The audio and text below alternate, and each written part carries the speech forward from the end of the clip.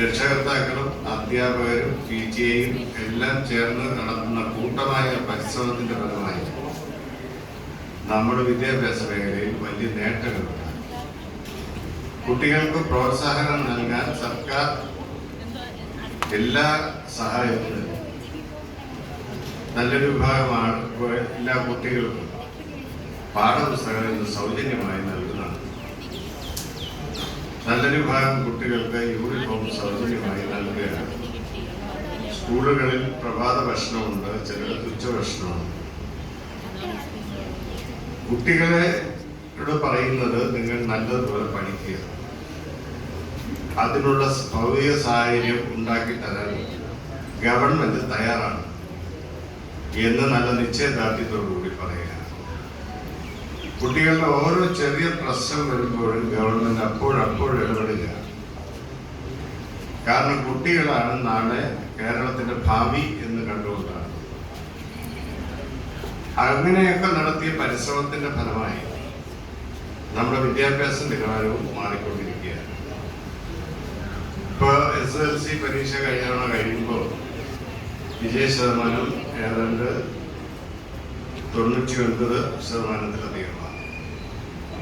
+2-ന് ഏതാണ്ട് 76-77 ആണെന്ന് തോന്നുന്നു. കുട്ടികൾ നല്ലതുപോലെ പഠിക്കുന്നു.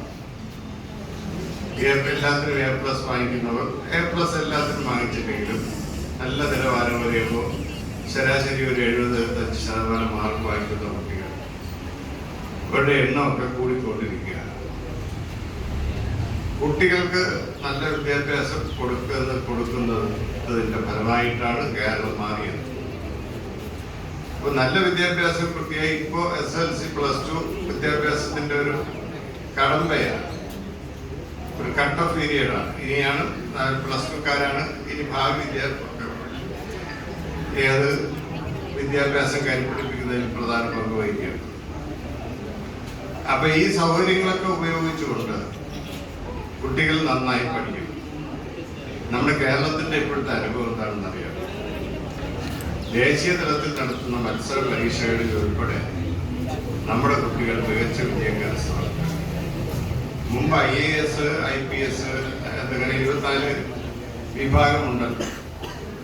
അതിലൊക്കെ ജയിച്ചു വരുന്ന കുട്ടികൾ വിരളമായിരുന്നു. എന്നാൽ ഇന്ന് നമ്മുടെ കുട്ടികൾ നല്ലൊരു ശതമാനം ദേശീയ പരീക്ഷകളിലും വിജയിച്ചു വരികയാണ്. പ്രൈമറി വിദ്യാഭ്യാസം മുതൽ ഹൈസ്കൂൾ വിദ്യാഭ്യാസം മുതൽ ലഭിക്കുന്ന പരിശീലനത്തിന്റെ ഒക്കെ ഫലമായിട്ടാണ് ഈ നേട്ടങ്ങൾ കൈവരിക്കാൻ കഴിയുന്നത്.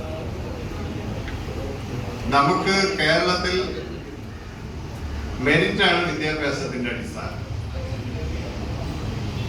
എത്ര നന്നായി പഠിക്കാൻ കഴിയുമോ അതിനനുസരിച്ച് ഏത് നിങ്ങൾ ആഗ്രഹിക്കുന്ന വിദ്യാഭ്യാസവും സ്വായത്തമാണ്. മെഡിക്കൽ പരീക്ഷയുണ്ട്, എഞ്ചിനീയറിംഗ് ഉണ്ട്. മെഡിക്കൽ എഞ്ചിനീയറിംഗ് എന്ന് മാറി മാറി പറയുന്നൊരു കാലഘട്ടം കഴിഞ്ഞു. വിദ്യാഭ്യാസത്തില് ലക്ഷ്യബോധത്തിലെത്തുന്നതിനുള്ളൊരു ക്യാൻവാസ് വിശാലമായിരിക്കുകയാണ്.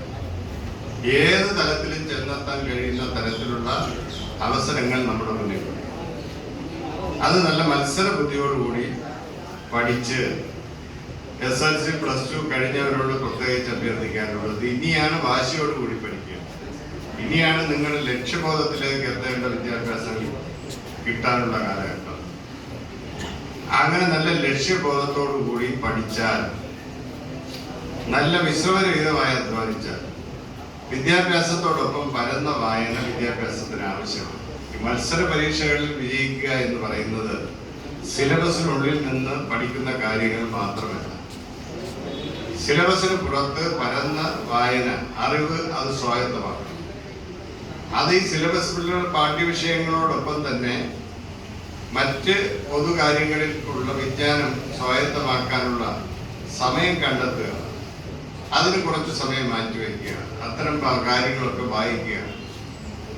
അതെല്ലാം അറിവും സ്വായത്തമാക്കുക. പത്രമൊക്കെ നല്ലതുപോലെ വായിക്കുക. ഞാൻ വിളപ്പിലിൽ ജിൻസി എന്ന് പറയുന്ന IAS-കാരിക്ക് സ്വീകരണ സമ്മേളനത്തിൽ ഞാൻ പങ്കെടുത്തപ്പോൾ ജിൻസി പറഞ്ഞത് 8ാം ക്ലാസ് മുതൽ 3 പത്രം തുടർച്ചയായി വായിക്കും. അതിലൊരു പത്രം ഹിന്ദുവാണ്. വായിക്കുക മാത്രമല്ല, തുടക്കം മുതൽ അവസാനം വരെ വായിക്കും. വാർത്തയുടെ തലക്കെട്ട് വായിച്ച് മാറ്റി വയ്ക്കാൻ. വാർത്ത വായിച്ചു കഴിഞ്ഞാൽ വാർത്തയുടെ ഉള്ളടക്കത്തിന്റെ വിശദാംശങ്ങൾ അറിയാൻ വീണ്ടും വായിക്കും. വാർത്തയിൽ ഒരു ഉള്ളടക്കം വരുമല്ലോ, അപ്പോൾ ഒരു കുറെ കാര്യങ്ങൾ പറയും. ഇപ്പൊ യുദ്ധത്തിന്റെ കാര്യം വരും, ഇസ്രായേലിലെ യുദ്ധത്തിന്റെ വാർത്ത വരും. യുദ്ധത്തിന്റെ കാര്യം മാത്രം വായിച്ച വിഷയം തീരില്ല. അപ്പൊ അതിന്റെ പശ്ചാത്തലം അറിയണം, എങ്ങനെ ഉണ്ടായെന്ന് അറിയണം, അതിന്റെ പഴയ ചരിത്രം അറിയണം. അങ്ങനെയൊക്കെ ഒരു അറിവ് കൂടുതൽ സ്വായത്തമാക്കാനുള്ള ഒരു വഴിയാണിതൊക്കെ.